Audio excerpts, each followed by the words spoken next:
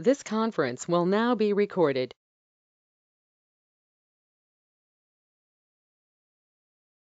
Hello. Hello. Yeah, hi.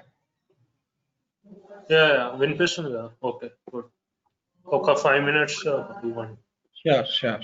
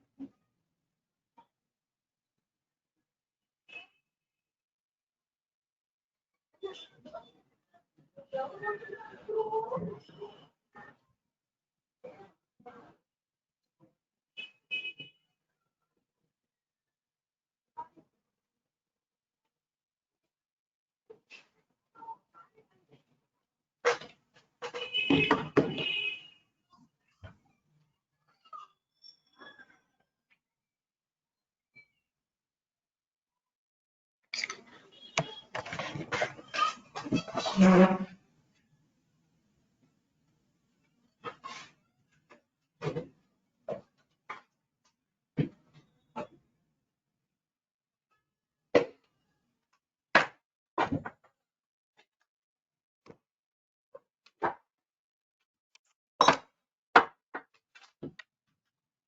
Hello.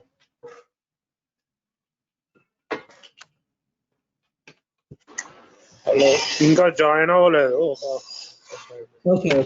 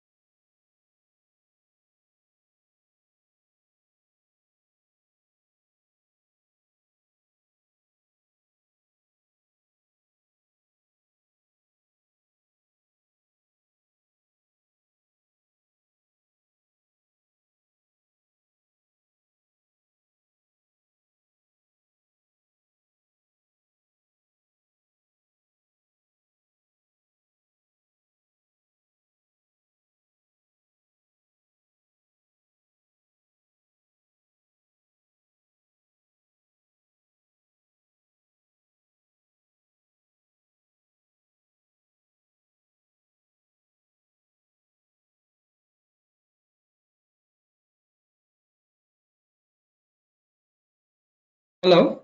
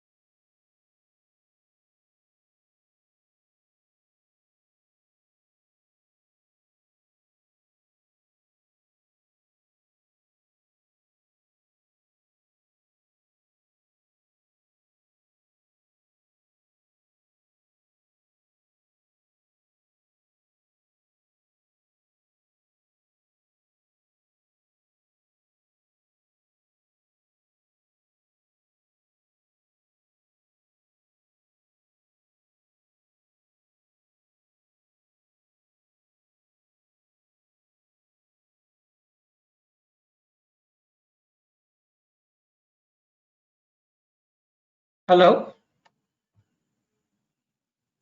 Hello. Hello. Oh, yeah, Purnagar, I can hear you. Yeah, hi, Jyoti. Are you there? Yeah, I can hear you now. The previous Yeah. link didn't work. I don't know why. I'm sorry? The previous link didn't work. Okay. Yeah. Right. Fine. So today we thought of discussing Super. super keyboard. Yeah, but I guess, I mean, I've studied about super. It's like, okay, but you will tell something or the other interesting again. Okay, fine. Yeah. So what do you have understood about super keyboard? Um, Yeah. Using super keyword, we is the keyword we use it when we have to refer to some superclass methods. That is like when we write two classes, one nested inside the other. From the subclass, if we want to call the above class, that is a superclass, we use the super keyword. And private methods of the superclass cannot be called. If there is constructor that we are calling from the previous one, then that should be the first statement that we write inside the constructor. And super should be mentioned in each of the constructor, otherwise it'll throw compilation error. Right. Wonderful. So usage of the super keyword. Super keyword basically will be used at for the variable and for the method. Class method, yeah. I mean for the constructor. And Three levels we can use. yeah, So if you are using, if you want to get it, we have a superclass variable and subclass variable where you want to read the superclass variable. So in that case, you can use super keyword. So I have already the same variable here. To differentiate it, so to differentiate it, I need to maintain the super keyword, right?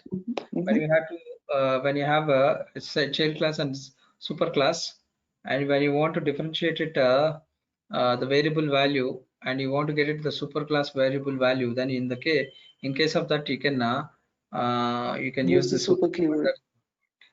And another point is the super class with the method. Basically, we can use the super with also methods. So with the methods also we can use it. So what do you mean by method? Let's say dog extends animal, and so I would like to have same methods in the super class and subclasses. So when I want to get it the super class functionality, if I want to get it a super class functionality, then I'll be telling super dot to that particular method. Okay. Super, yeah. And constructor, if we have a super class constructor, so that constructor value I would like to refer. So then I have to use a super as an empty parameterized, or if I have a parameterized constructor. So if I want to refer, if I want to retrieve that one, so I have to pass the values, or I have to set something like this, super of ID command name. So then it will call the super class construct. So in this in my subclass constructor, I'm calling a super class construct, and super should be always the starting. Yeah, otherwise it will throw a runtime error because it gets confused. Yeah.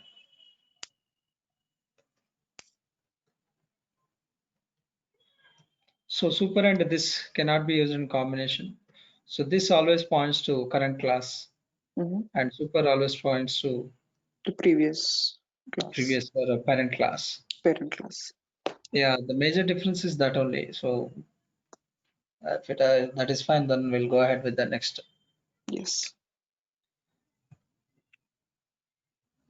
Instance initializer block.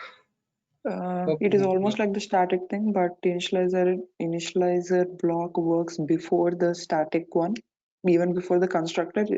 Wait, static initializer, then constructor. But the problem with initializer is, it executes more than once, unlike static block. Right. So if you have any variables, instance level, object level variables, and if you didn't actually this is something without a class name. Yeah. But before the main method, you have to provide the implementation for that.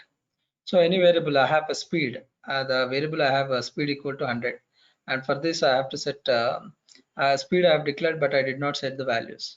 So in that case, I can use this block. This is called instance initializer block, and where I can provide instance level, not static level, instance level variables only I can set it. Cannot I write that below the public static void main block? No, you can write it below, write, right? But inside that you cannot write it. Yeah. So there are three places in Java where you can perform operations. One is method, one is constructor, another is block. So that is about instance initializer block. Anything if you want to print it, or any operations you want to write it, this can be useful.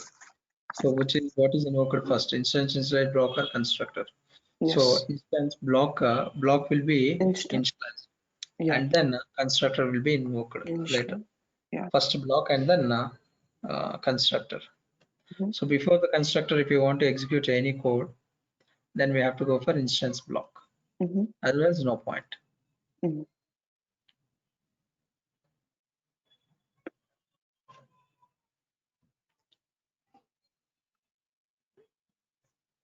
We don't need these are all.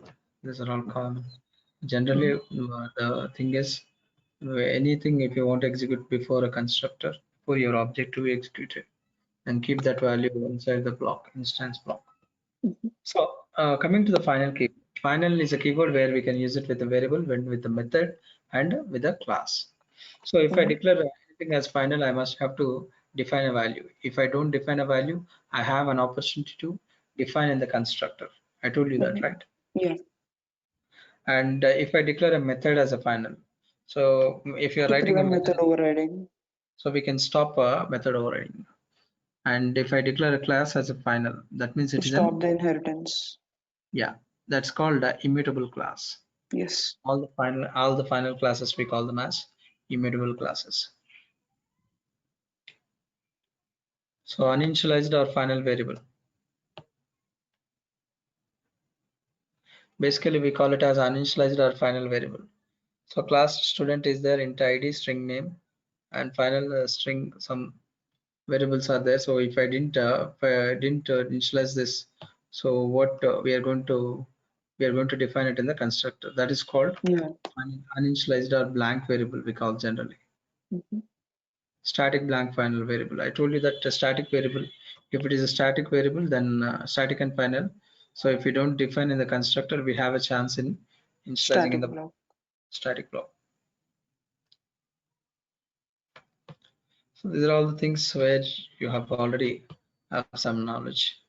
And polymorphism. There are two types of polymorphism: static and dynamic polymorphism. So method overloading is static polymorphism. Method overriding is dynamic polymorphism. So Okay. overloading, we know that overloading can be done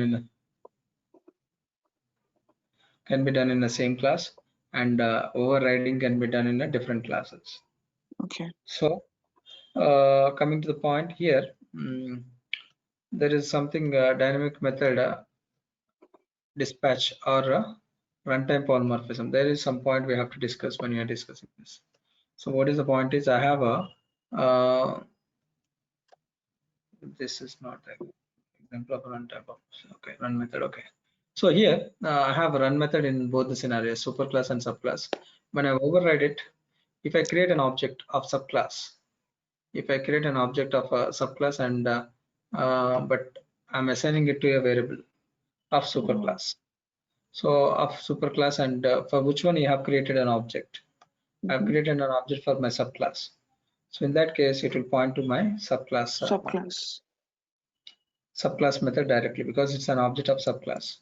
But I can call with a superclass reference. I can assign this way. This is called upcasting. Okay. So upcasting is possible. So sometimes we also do downcasting. Downcasting, whether it is possible or not. Downcasting means we are creating a subclass object and we are assigning it to a superclass variable. We are creating a here Okay. superclass Similar object. to This is the normal one. Okay.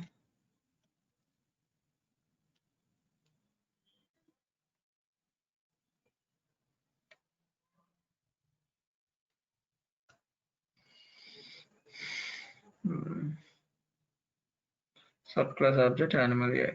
No, this is fine. Dog is eating. A dot eat. If I say dog is eating, animal is eating, so this is common.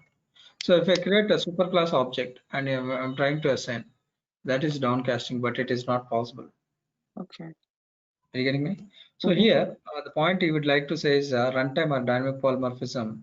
Why he's saying is when you create an object of subclass and when you are trying to call a variable or a method, so how the call will happen? It is the call is happening by the call will be taken care by the JVM.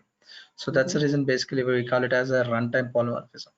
So if anyone asks you, so we can say this as an example. What is runtime polymorphism? So to create create a class and create an extended class and immediately create an object of a subclass and try to assign it to the superclass and call with the variable of superclass method. So this comes under dynamic polymorphism. Okay. And here the point we have a speed limit 90 and speed limit 150. Speed limit 90 and speed limit 150 we have.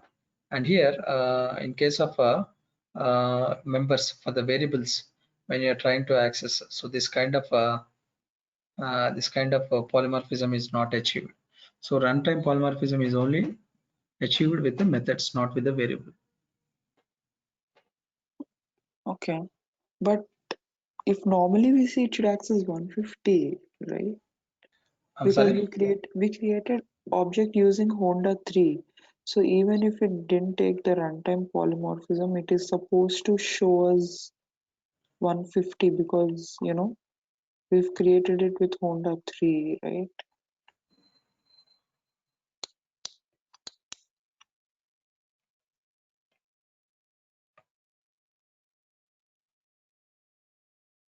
Hmm.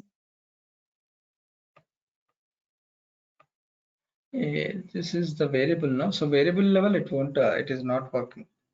Variable Okay. overriding is not happening here. Okay. Subclass object only. Subclass object means obviously subclass methods, right? Subclass thing, but in the case of variable, it is not possible. Okay. In case of variable, it is not accessing. But if it is a method, obviously it will point to the Subclass. yeah, superclass. It points to the subclass method, not the superclass. Over It here points to in the variable, it is pointing to super. super. So that is what his point is. Would like to say. Yeah. Hope you got it. Runtime Yes. polymorphism is only possible with the methods, not with the variables. Mm-hmm. That's the point we have to remember over here. Okay. And dynamic binding. So static binding or dynamic binding. Static binding is also called early binding, and dynamic binding is also called late binding. So any idea? When the type of object is determined at compile time, it is known as a static binding. When the type of object is determined Runtime. at runtime, dynamic binding. Mm-hmm. Into data reference have a type dog D1. So here D1 is a type of dog. Objects have a type. Dog extends animal. Dog D1 equal to new. Here D1 is an instance of dog class, but it is also an instance of animal. Yes, that's right. Here we have an object what we are creating. Animal class is there, dog class is there. When we create an object, it is we are getting to know that that's an instance of dog class. And when you are creating a dog object means as it is an extension by default all the functionality of animal is Can also also be, available. yeah. So that's the reason dog class is an instance of animal also. Fine. Now what he would like to say. Let's see. Dog contains a method called eat method. So dog is eating, right? Public static void main we are taking, and d1 dot eat. So there is no inheritance over here. d1 dot eat. If you say, oh, okay, this is a private method. Yeah. So when the type of object is determined at compile time, so it is known as static binding. If there is any private final or static method in a class, there is a static binding. Yeah. We can directly see that it's not working even before the binding. Correct. They are all class level only. Anything private or final or static, they are only that class or that object level. So they are not available to the next thing. So here, dynamic binding, when I have eat method in the superclass and when I have in subclass, so then created an object of subclass and still I'm able to access the method functionality. So depending upon object, your object functionality will be called. So this is output is dog is eating. Again, this is also called dynamic polymorphism, or this is also called dynamic binding. Dynamic polymorphism or runtime polymorphism or dynamic binding is same. Okay. Static polymorphism or static binding is same. So static polymorphism means the object call is decided at the time of okay, the terminology changes here. Dynamic polymorphism or runtime polymorphism is same. But when I say static polymorphism, overloading is static polymorphism. Overloading is static polymorphism means we should not talk about objects. Okay. We should not talk about object. We should not talk about extension. We have to talk about the same class. Obviously here he's talking about the same class. So if I have any variable or any method of that class and I'm trying to access it, so that is called a static binding. So, okay, static polymorphism talks about only that class and method overloading. And static binding talks about that class where they have a private final or static methods. Dynamic binding talks about extension where which the object call or method call will be uh, a method call will happen at the time of a running time of application. So that's the reason we call it as dynamic binding basically, or runtime polymorphism. Make sense? Mhm. Downcasting instance operator. It's not instance. Have you heard about instance operator anytime? Yeah, instance of you can give the object name in order to know what So to find out type it is. whether it It is is an an instance of object of that. It is an instance of this class. right. So we have discussed what is an abstract class and interfaces, and what is an abstract and what's this interface we have already discussed. Partial implementation will go for Yeah. abstract classes, and complete implementation will go for interfaces. Yes. And there are a couple of scenarios where we can go for that. Mhm. And Java encapsulation package, access modifiers, encapsulation. Wrapping of data into a single unit. So wrapping a data into a single unit is called encapsulation. So how do you wrap a data? By using a class names or by using interfaces. So what the perfect encapsulation class is Pojo class. You know what is a Pojo class? No. So Pojo class is nothing but let's say a student class. The student class You contains said POJ, Pojo class, right? Pojo. Okay. Pojo class, a student class which contains only student related information. It contains all the methods or variables private, all the methods, private members, the private data members, and getter method and setters. So a Java class which is fully encapsulated class. Okay, remaining class also we call them as Java class encapsulated, but fully encapsulated means which contains all the data members as private and which contains only for that private members which contains only set methods and get methods. Okay. That's it. Are you getting me? Yeah. I just don't know the Pojo name. I know that, getters and setter method, you try to make them so that you can get fully hold of the encapsulation. So that what happens is encapsulation means it is like you're hiding the data The members. data. Yeah. You cannot, no one cannot set the values for this class. They can only access those values. They can set by using the methods, and they can access the things. Mhm. Simple of encapsulation that has only one field with its setter or getter method. So by providing only setter or getter method, you can make the class read only or write only. We are making the class as read or write. In other words, you can skip the other getters or setter methods. So it provides control over the data. Suppose you want to set the values of the ID which should be greater than 1100 only. You can write the logic inside the setter method. You can write the logic not to store the negative numbers in setter methods. It's a way to achieve data hiding. So the encapsulation class is easy to test, so it is better to you for unit testing. Okay. So example for that is Pojo class. Okay. The s.set name and s.get name. Whatever I've been set it, I can get it. Yeah. So this is a read-only class. Student private data members I have, getter methods I have, and when I use this class, so it gives me college name, and this is my read-only class, and this is write-only class. I have to write the values for this. So all these read-only, write-only classes, we call them as which has only setter methods, which is also called as encapsulated class. Your read-only, write-only classes. It might be read-only or write-only classes. We call them as encapsulated classes. Mhm. Are you getting me? Yeah.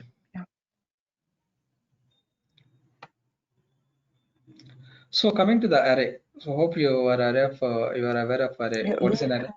Array is nothing but a collection of elements of similar type of objects. yeah, Similar type. I cannot give any other type. There are two ways to yes. create an array. So one way is directly by new using a keyword new, and another way is first declaration, and then we have to Initially, declaration and initialization in a single line. This is one way, and another way is directly using a new keyword. There are yes. two methods. How many ways we can create an array? Two ways. Two. So array, if you say it's a class, so it is a class means your array is a class means whatever you're creating with a new keyword, so that is nothing but you're creating an object. So as it when it is an object, we have something called there is a class called object class. So there is a class called object class. All the methods of that object class equals to string and wait, notify all. There are 9 methods in the object class. Hope you are aware of object class. Yeah, yeah. Little bit. But array, I just have one small doubt. I read somewhere that the methods in, can you hear me? Hello. Can you hear me? Hello. Can you hear me Hello. now? Can you hear me? Yes, yes. Yeah, I just have one small doubt. I read somewhere Am I that audible? Java. Yeah, you are. Hello. I can hear you. Tell me. Yeah, I've read somewhere that Java is strictly pass by value. But if I pass array in the argument or parameter section when I call a method, whatever changes I make in the function get reflected back also because it is an object, right? And it doesn't come under pass by value. Okay. Okay. Hello. Yeah. Hello, can you hear me? Yeah. Tell me, Jyoti. So So I was just saying, how can it be strictly pass by value when array is not? what do you mean by pass by value? I mean, the changes won't be coming back because you're passing the value, not the reference of the value or address or reference. So, but we don't have anything related to our address. No, we In don't have Java, yeah. something pointers concept at all. We just have direct methods here, direct initialization, direct assigning, and direct retrieval. For all the objects, we have a predefined array is an object. Please remember that when you are creating, it's nothing but it's an object. So when you are creating an object, we have also the superclass methods available by default. So where there are the array passing array to a method, we have different scenarios where we can pass array to a method. Okay, so static void main, and I have some min method, and here I have a parameterized an array with parameterized min method, and where I'm setting the values ARR of 0, and okay, so and this array we are creating, Finding out the minimum value. yeah, so to as a parameter, and then what we are doing is we are just passing the values to an array. We are setting it. So how you set it? Passing array to a method. You are passing whatever you have been created, Yeah. and we are going to pass it. So this is passing an array to a method. That's fine. Anonymous array. Anonymous array means anonymous array is something like this. We have a method, and but we are not creating anything directly. We are saying print array. In the method only we have created the The array values here. and it doesn't have a name basically. The array Yeah. doesn't have a name. Returning array from a method. Hope we can go through them. These are all simple things. So Yeah, sure. basically, if the array got the size got exceeded, then we have array Yeah. index out of Array out of one exception. We can handle that by try-catch methods. Okay, and we have a single dimensional, multi-dimensional. If I have a single array, then it is Yeah, called single. yeah. And if I have a multiple things, then I have a multi-dimensional array. Mhm. Make sense? Mhm. So this that I think you can do that, right? Yes, Single yes, dimensional. yes. Mhm. You're from technical background only, no? Yeah, I am. I've done my engineering and master's in Okay. computer science. Also, my 11th and 12th, I've done computer science. Oh, that's fine. And That's fine. yeah. So that's about arrays. And if you have any queries on arrays, you can ask me. Now I'd like to directly discuss about object class. So hope you are aware of what is an object class. I'm not giving you any programs on this because you are already aware of them. So that's the reason I'm just going ahead. If you need any examples, I can come back. Hey, Yeah, God, no problem. I'm good okay, on good. you're fine, right? Yeah, So in your 11th and 12th also, you hope you have a CBSE means you have the Java yeah. technology, I had C, C++. Yeah. C, C++, and even Yeah. core Java also, I think. Okay, fine. So object is a superclass for all the objects by default. Mhm. Any Java object from any package, for Mhm. all of them, there is a superclass which contains Yes. near about 11 methods. Hash code equals clone toString modifier wait. So wait we have 3 methods, but we can consider it only one method. Okay, so all this together we can say 9 methods. These 9 methods by default, whatever you create any object for your any class in the Java, by default they extend this class. Are you getting me? Okay. They extend by default this class. That means when they extended means they made available all the methods. What are the methods? Jyoti? Hash code equals and toString and notify all these methods. Okay. So we have a math, no, we'll see later on. Wrapper classes. Any knowledge of wrapper classes? What do you mean by a wrapper Yeah, class? that integer boolean byte short in integer dot parse, and we do it like that. Like So string we have class is immutable. We have string is actually a wrapper class, right? okay. So wrapper classes, for every primitive we have a wrapper class. Yes. So basically primitive values cannot be treated as an object. In Java, they want to store sometimes in the Java database or somewhere. We would like to read them as an objects. So in that Yes. case, my primitives also I would like to convert into objects. Mm-hmm. So in that case, they have given wrapper classes. And remember that these are all the wrapper classes by default immutable objects. Yes. Okay, they're Mm-hmm. all immutable. That means Yes. they're all final classes, Yes. and they all undergo with the serialization and synchronization. This point you have Okay. to Okay. serialized and synchronized. Mm-hmm. They're extending and they're implementing the interfaces. Serialization and synchronization. Okay. So autoboxing. What is autoboxing basically? Um, the wrapper in wrapper classes we use that to change the types. Like we have to we keep converting byte, string, everything. What automatically happens? Yeah, we don't have to change it. If I have a equal to 20, I can say directly integer j equal to a. Like if you're converting a smaller one into bigger one, then Yeah, it's okay because you're not losing any data. yeah, primitive into object. Yeah. Okay. I don't Okay. need to.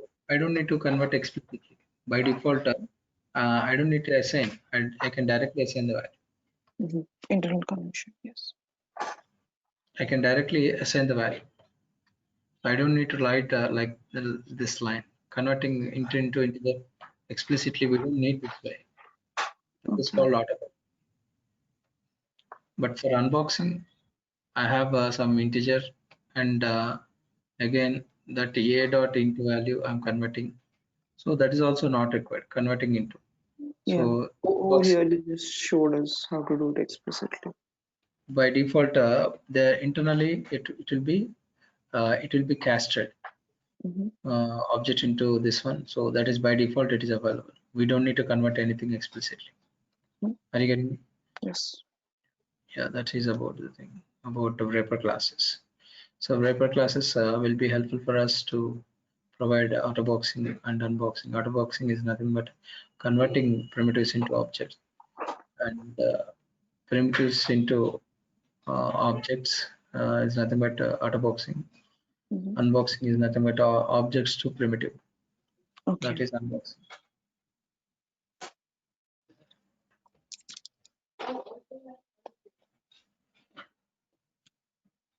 Okay, and so like Java recursion, so call by value, these are all the things which we have. Okay. So what is the recursion basically, Jyoti? Do you know about Um, yeah, repeated? the same function gets repeated again and again till it satisfies. So Best in fact, example would be the factorial examples. Yeah. correct. We would like to call it again and again. So Java recursion example with infinite times.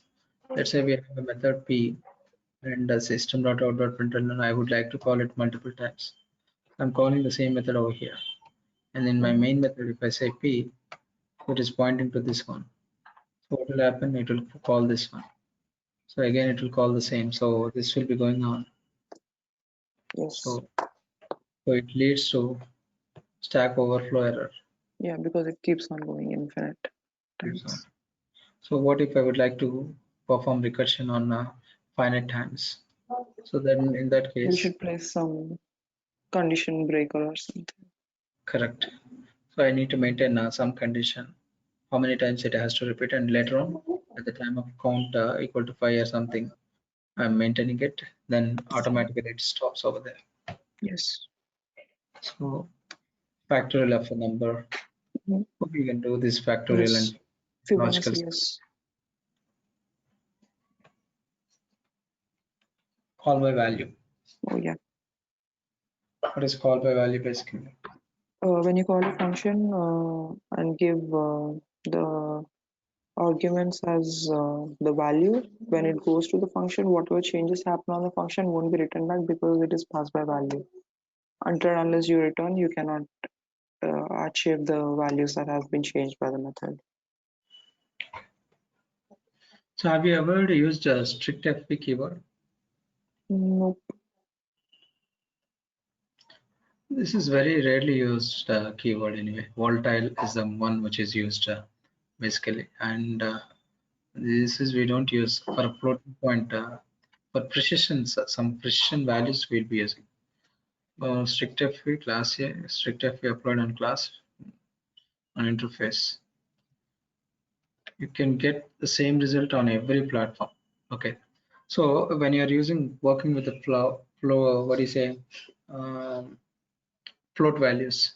So when you want to get the same result on all the platforms or any other place, so then he's asking, instead of declaring that method or a variable, you can declare it as a strict FP, so that the keyword legal code for strict FP applied on abstract. We cannot apply for abstract. We can apply modifier strict FP not allowed here. For an interface, legal. For a class, for a interface. So the same result, if you want to get it, stick to floating point arithmetic. If you have Okay. any arithmetic values or anything, you want Okay. to get it same values. In that case, you have to maintain strict FP. In general, we don't use this. Never ever we have used so far in so many applications we did, but never used. And apart from that, tool, Javadoc tool. What is the Javadoc tool? Any idea? No. So if you want to create an API or a document, you have developed some piece of code. So then you have to generate as a what do you say, as a document. So then what I have to do is this is my class and this class contains some information. I'm not writing any functionality, but this method is for something. I would like to document it. To make it as a document, you have to write Javadoc on your compiler, on your command prompt, Okay. m.java. I mean, we So write that comments, right? I'm sorry. I mean, we already write comments in order to kind of document what's happening in that each and every method. But you're saying if you want to document the whole program itself, then we do this Java doc. Yeah, documentation. Sometimes we need to give a documentation. What method is for what purpose? Okay.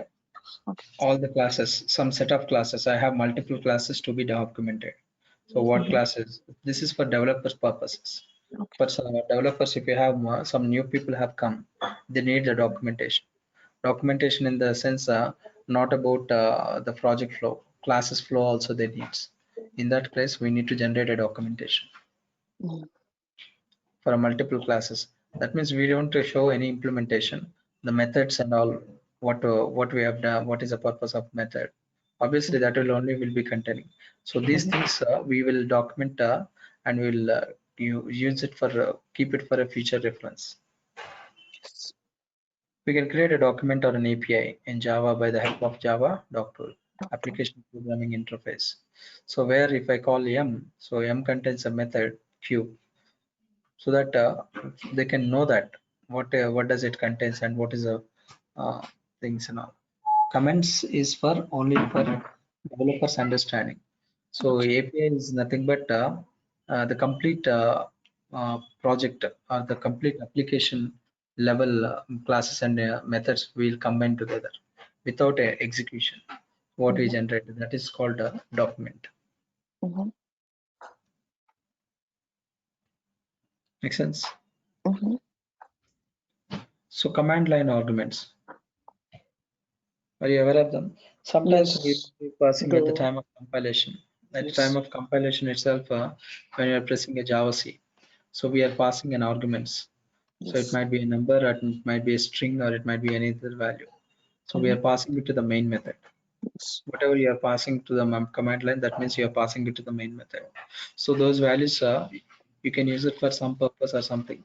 So that is called command line arguments. If you have a usage, then only you'll go for command line arguments. Otherwise, you'll not go for command line arguments. So this will be compiled normally, but at the time of runtime, Java will be specific values. Yeah, some values, three values are specified. String, as it is a string, I've given three names: Sonu, Jaiswal, 1, 3 numbers, ABC. Yeah. All that will be considered as a string values only, Yes. and I'm printing it. So that is command line. So aware of object and class. So object is a physical entity, class is a logical entity. One class, if I create, I can create any number of objects. If I Yes. create one class, any number of objects I can create. Yeah. Class is a physical entity, not, I mean, class is a logical entity, not physical entity. So if you want to create an object, we have a couple of ways, but the best way is by using a New new keyword. keyword. We have 5 ways to create an object: by using a factory method, by cloning an object, by using class.forName method, new instance. There are a couple 5 ways to create an object. Yeah. But the best way is we use a new keyword only. Yeah.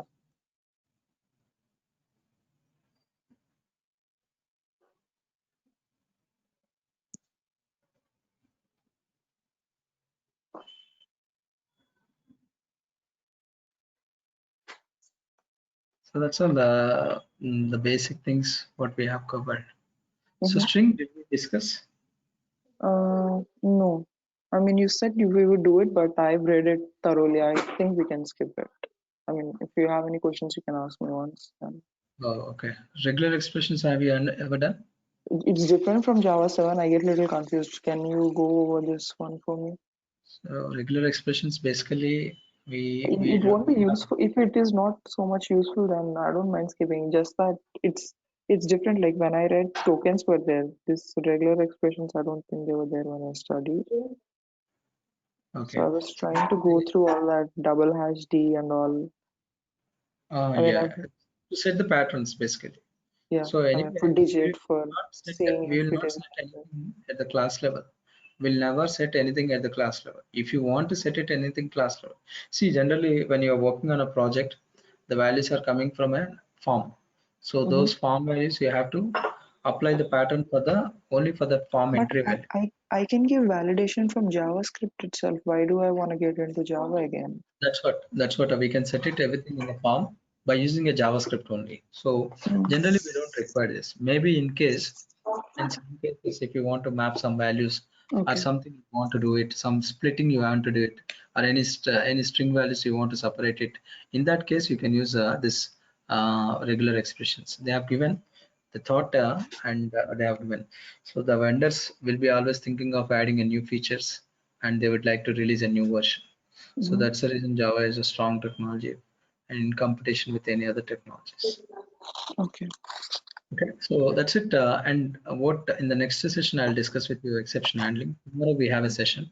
The same time I'll continue Okay. exception handling and the inner classes and IO classes. We'll have a look. Okay. Okay. Yeah, So sure. far, whatever the doubts you have, you can ask me. No, And no, I'm no. not giving any examples because you already got them. I'm I'm just practicing on my own, actually. okay. Yeah. Then we'll see next further. Okay. Thank Okay. you very much, Yeah. Jyoti.